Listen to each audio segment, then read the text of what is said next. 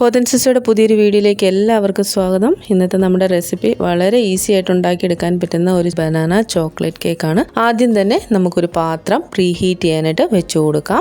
നമ്മൾ baking tin നന്നായിട്ട് ഇറങ്ങിയിരിക്കുന്ന പാത്രം വേണം ഉപയോഗിക്കാനായിട്ട്. അതുപോലെ നല്ല അടികട്ടിയുള്ള പാത്രം വേണം എടുക്കാനായിട്ട്. സിമ്മിൽ വെച്ച് കൊടുത്താൽ മതി. നമ്മൾ കേക്കിൻ്റെ എല്ലാം റെഡിയാക്കി വരുമ്പോഴേക്കും നന്നായിട്ട് ചൂടായിട്ട് കിട്ടിക്കോളും. ഇനി നമുക്കൊരു ബേക്കിംഗ് ട്രേ റെഡിയാക്കി എടുക്കാം. 8 ഇഞ്ചിൻ്റെ ട്രേ ആണ് ഞാൻ എടുത്തിരിക്കുന്നത്. കുറച്ച് എണ്ണയൊന്ന് എല്ലാ ഭാഗത്തേക്കും തൂത്ത് കൊടുത്തിട്ട് ഒരു ബട്ടർ പേപ്പറും കൂടെ ഇട്ട് കൊടുത്തിട്ടുണ്ട്. 1.5 കപ്പ് മൈദയാണ് എടുത്തിരിക്കുന്നത്. അതിലേക്ക് 1 ടീസ്പൂൺ ബേക്കിംഗ് പൗഡറും 1/2 ടീസ്പൂൺ ബേക്കിംഗ് സോഡയും 1/4 ടീസ്പൂൺ ഉപ്പും കൂടെ ഇട്ട് കൊടുക്കാം. ഇനി ഒരു 4 ടേബിൾ സ്പൂൺ കൊക്കോ പൗഡറാണ് ഇട്ട് കൊടുക്കുന്നത്. അതിനുശേഷം നന്നായിട്ടൊന്ന് മിക്സ് ചെയ്തെടുക്കണം.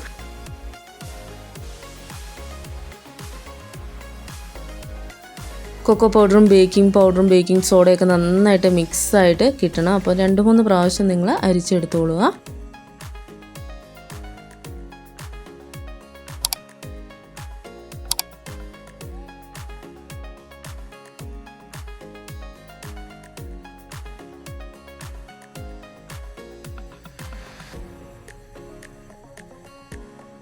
ഇനി നമുക്ക് പഞ്ചസാര പൊടിച്ചെടുക്കാം. ഒരു 1.25 കപ്പ് പഞ്ചസാരയാണ് മിക്സിയുടെ ചെറിയ ജാറിലേക്ക് ഇട്ട് കൊടുത്തിട്ട് ഒന്ന് പൊടിച്ചെടുക്കാം.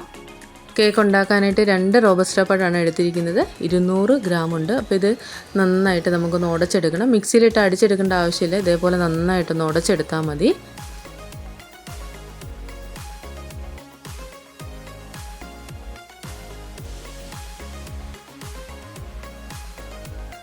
ഇനി അതിലേക്ക് പൊടിച്ചു വെച്ചിരിക്കുന്ന പഞ്ചസാരയും കൂടെ ഇട്ട് കൊടുത്തിട്ട് നന്നായിട്ടൊന്ന് മിക്സ് ചെയ്തെടുക്കാം. അപ്പോൾ ഇത് എഗ്ലെസ് ആയിട്ടും ഉണ്ടാക്കാം, എഗ്ഗ് ഉപയോഗിച്ചും ഉണ്ടാക്കാം. അപ്പോൾ ഞാൻ മുട്ട ഉപയോഗിക്കുന്നുണ്ട്. 2 മുട്ട റൂം ടെമ്പറേച്ചർ ഉള്ളതാണ്. അത് നമുക്ക് ഒഴിച്ചു കൊടുക്കാം. അതിലേക്ക് 1 ടീസ്പൂൺ വാനില എസൻസും കൂടെ ഒഴിച്ചു കൊടുത്തിട്ട് ഇതേപോലെ നന്നായിട്ടൊന്ന് അടിച്ച് മിക്സ് ചെയ്തെടുക്കാം.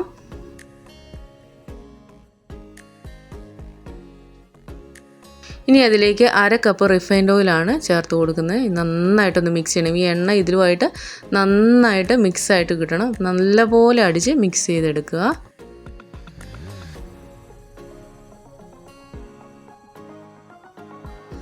എല്ലാം നന്നായിട്ട് മിക്സായിട്ട് കിട്ടിയിട്ടുണ്ട്. ഇനി നമുക്ക് കുറേശ്ശെ പൊടിയിട്ട് കൊടുത്തിട്ട് നന്നായിട്ടൊന്ന് മിക്സ് ചെയ്തെടുക്കാം.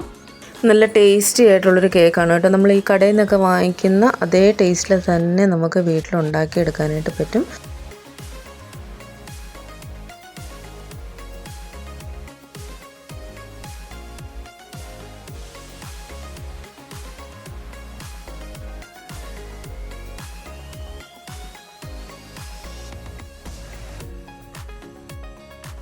ഇത് മിക്സ് ചെയ്ത് വരുമ്പോഴേക്കും കട്ടിയായിട്ടായിരിക്കും ബാറ്റർ ഇരിക്കുന്നത്. അപ്പോൾ നമുക്ക് കുറച്ചൊന്ന് ലൂസാക്കി എടുക്കണം. അപ്പോൾ റൂം ടെമ്പറേച്ചറുള്ള പാൽ ഉപയോഗിക്കുക. അപ്പം ഞാനൊരു 6 ടേബിൾ സ്പൂണോളം പാൽ ഒഴിച്ചിട്ടുണ്ട്. ഈ ഒരു കൺസിസ്റ്റൻസി ആവുന്നവരെ നമുക്ക് ഒഴിച്ചു കൊടുക്കാം. 1/2 കപ്പ് വരെ വേണമെങ്കിലും നമുക്ക് ഒഴിച്ചു കൊടുക്കാവുന്നതാണ്. ഇതേപോലെ നന്നായിട്ട് മിക്സ് ചെയ്തെടുക്കുക.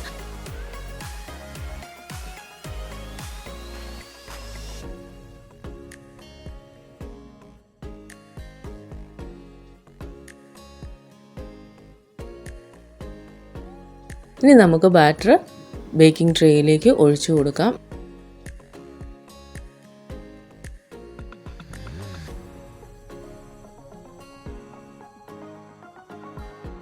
എയർ ബബിൾ ഒന്ന് കളഞ്ഞെടുക്കാം. ഇതേപോലത്തെ ഒരു സ്ക്യൂർ വെച്ചിട്ട് ഒന്ന് കറക്കി എടുത്താൽ മതി. 2-3 പ്രാവശ്യം ഒന്ന് ടാപ്പ് ചെയ്തെടുക്കാം. ഇനി നമുക്കിത് ബേക്ക് ചെയ്യാനായിട്ട് വെച്ച് കൊടുക്കാം. വളരെ ശ്രദ്ധിച്ച് വെച്ച് കൊടുക്കുക. ബേക്ക് ചെയ്യാനായിട്ട് ഉപയോഗിക്കുന്ന പാത്രം സെലക്ട് ചെയ്യുമ്പോഴേക്കും നല്ല അടികട്ടിയുള്ളതും കേക്കിൻ്റെ ട്രേ ഇറങ്ങിയിരിക്കുന്നതുമായിട്ടുള്ളൊരു പാത്രം വേണം സെലക്ട് ചെയ്യാനായിട്ട്. ഇത്തിരി ഹൈറ്റ് കൂടിയതും അതുപോലെ ഹൈറ്റ് കുറഞ്ഞ പാത്രവും എടുത്തു കഴിഞ്ഞാൽ കേക്ക് പൊങ്ങി വരുമ്പോഴേക്കും ആ മൂടി പാത്രത്തിൽ മുട്ടും. അതുപോലെ തന്നെ ഒത്തിരി ഹൈറ്റുള്ള പാത്രമാണെങ്കിൽ കൂടുതൽ ടൈം നമ്മൾ ബേക്ക് ചെയ്യേണ്ടതായിട്ട് വരും. പാത്രം ഇറക്കി വെച്ച് കൊടുത്തിട്ടുണ്ട്. ഇനി നന്നായിട്ട് എയർ പോകാതെ മൂടി കൊടുക്കാം. എന്തെങ്കിലും ഒരു വെയിറ്റ് ഉള്ള സാധനം നമുക്കെടുത്ത് മുകളിലേക്ക് വെച്ച് കൊടുക്കാം. ഇനി ഒരു മീഡിയം ടു ലോ ഫ്ലെയിമിൽ വെച്ചിട്ട് നമുക്കിത് ബേക്ക് ചെയ്തെടുക്കാം. 45 മിനിറ്റ് കഴിഞ്ഞതിന് ശേഷം തുറന്ന് നോക്കിയാൽ മതിയാവും. ഒരു 50 മിനിറ്റ് കഴിഞ്ഞപ്പോഴേക്കും എനിക്ക് നന്നായിട്ട് ബേക്കായിട്ട് കിട്ടിയിട്ടുണ്ട്. സ്ക്യൂർ നന്നായിട്ട് ക്ലീൻ ആയിട്ട് വരുന്നുണ്ടെങ്കിൽ കേക്ക് വെളിയിലേക്ക് എടുക്കുക. ഇല്ല എങ്കിൽ കുറച്ച് നേരം കൂടെ വെച്ചിട്ട് ബേക്ക് ചെയ്യാം. അപ്പോൾ ബേക്കിംഗ് ടൈം നമുക്ക് കറക്റ്റായിട്ട് പറയാൻ പറ്റില്ല. അത് നമ്മൾ ഉപയോഗിക്കുന്ന പാത്രത്തിൻ്റെയും അതുപോലെ തന്നെ നമ്മുടെ ഗ്യാസിൻ്റെ ഫ്ലെയിമിനെയൊക്കെ ഡിപ്പെൻഡ് ചെയ്തിരിക്കും അതിൻ്റെ ടൈമും. അപ്പോൾ അതനുസരിച്ച് നിങ്ങൾ ബേക്ക് ചെയ്തെടുത്തോളുക. ഇതേപോലെ ഒരു ടവൽ കൊണ്ട് ഒന്ന് മൂടിക്കൊടുക്കാം. ഒരു 5-6 മിനിറ്റിന് ശേഷം കേക്ക് ഡീമോൾഡ് ചെയ്തെടുക്കാം. കൂടുതൽ തണുക്കുന്നത് വരെ നമ്മൾ കേക്ക് ട്രേയിൽ വെച്ചുകൊണ്ടിരിക്കരുത്. അതിൻ്റെ ഈർപ്പം തട്ടിയിട്ട് കേക്കിന് നല്ലൊരു നനവുണ്ടാവും. ചെറു ചൂടോടുകൂടി തന്നെ ഡീമോൾഡ് ചെയ്തെടുക്കുക. ഇനി ഇത് നമുക്ക് നന്നായിട്ട് കവർ ചെയ്ത് വെക്കാം. നന്നായിട്ട് തണുത്തതിന് ശേഷം മാത്രം കേക്ക് കട്ട് ചെയ്യുക. ഒരു ദിവസം കൂടെ കഴിയുമ്പോഴാണ് കേക്കിനൊക്കെ നല്ല ടേസ്റ്റ് വരിക. ഒരു ദിവസം കഴിഞ്ഞ് കട്ട് ചെയ്ത് ഉപയോഗിക്കുക. വളരെ എളുപ്പത്തിൽ നമുക്ക് ഉണ്ടാക്കാൻ പറ്റുന്ന ഒരു കേക്കാണ്. എല്ലാവരും ഒന്ന് ട്രൈ ചെയ്ത് നോക്കുക. അടുത്തൊരു റെസിപ്പിയായിട്ട് കാണുന്നവരെ എല്ലാവർക്കും ബൈ.